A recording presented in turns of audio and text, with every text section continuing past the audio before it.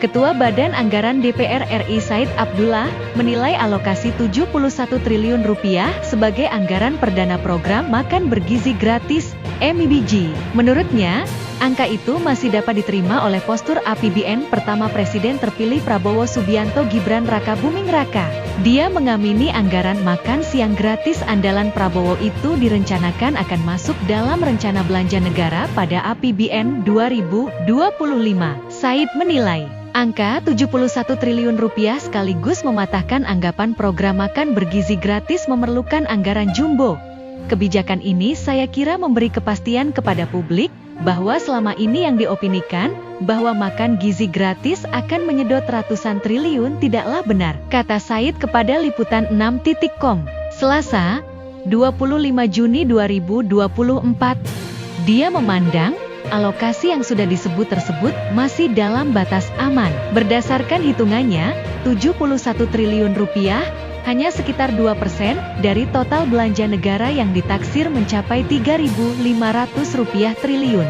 Alokasi program makan bergizi gratis sebesar 71 triliun rupiah pada APBN 2025 adalah alokasi yang moderat dibanding total belanja negara yang saya perkirakan mencapai rupiah 3.500-an triliun atau setara 2% belanja negara, dengan defisit APBN 2025 sebesar 2,29% PDB, bebernya. Politikus PDI Perjuangan itu juga menilai komunikasi yang dijalankan oleh pemerintah saat ini tim sinkronisasi pemerintahan yang diutus Prabowo sudah berjalan lancar. Hal ini disinyalir memberikan citra yang baik bagi pengusaha dan pelaku pasar. Proses transisi yang smooth antara Kementerian Bidang Ekonomi Presiden Jokowi dengan tim ekonomi Pak Prabowo saya kira akan memberi sinyal yang baik bagi pasar bahwa akan terjadi kontinuitas kebijakan fiskal bagi pemerintahan baru, urai Said Abdullah.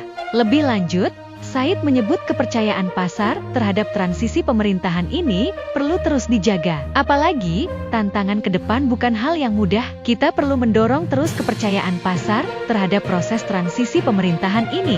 Sebab pada tahun depan, pemerintah dihadapkan tantangan yang tidak mudah, terutama karena sentimen eksternal yang kurang kondusif, padahal kita dihadapkan kebutuhan pembiayaan pada APBN 2025 yang cukup besar, pintanya. Proses komunikasi yang sudah berjalan saat ini, menurutnya bisa menjadi modal yang kuat bagi keberlanjutan estafet pemerintahan. Di sisi lain, dia juga menilai perlu ada penyesuaian dari program di tahun perdana Prabowo Gibran, selaku pimpinan Banggar DPR. Saya ikut mendukung pentingnya proses adjustment program-program pemerintahan baru pada APBN 2025. Sebab kalau pelaku pasar tidak mendapatkan informasi yang utuh, saya khawatir hal itu membuka sentimen yang kurang baik bagi kelangsungan APBN kita, pungkas Said Abdullah. Sebelumnya, Bank Dunia menyoroti program makan siang gratis yang diinisiasi oleh Presiden terpilih RI Prabowo Subianto. Lembaga Keuangan Internasional itu menilai, paket belanja sosial yang direncanakan dalam program ekonomi Prabowo 5 tahun mendatang mempunyai potensi untuk meningkatkan pembentukan sumber daya manusia dalam kerangka fiskal yang berkelanjutan.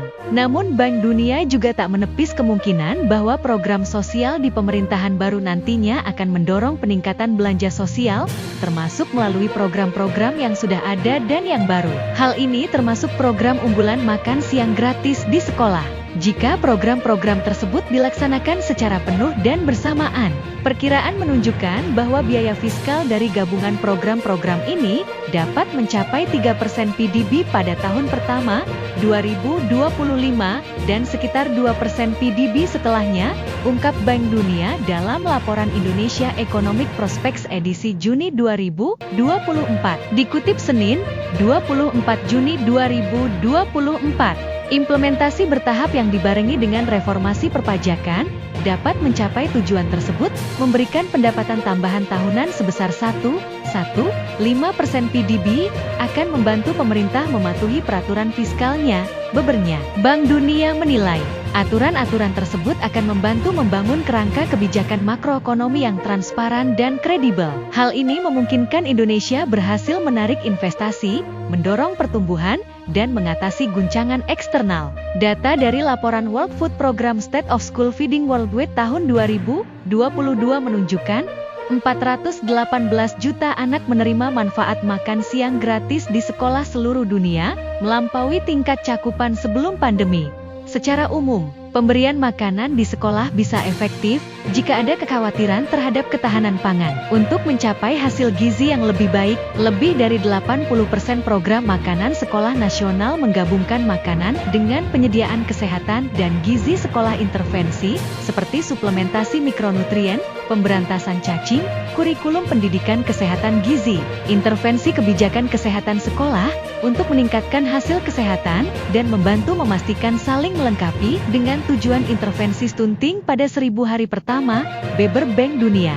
Makanan di sekolah juga secara tidak langsung memberikan manfaat bagi kesejahteraan ekonomi rumah tangga penerima manfaat. Dampak yang paling kuat terjadi di wilayah dengan tingkat kemiskinan tinggi, di mana pengeluaran untuk makanan mewakili porsi rumah tangga yang lebih besar penghasilan, jelasnya.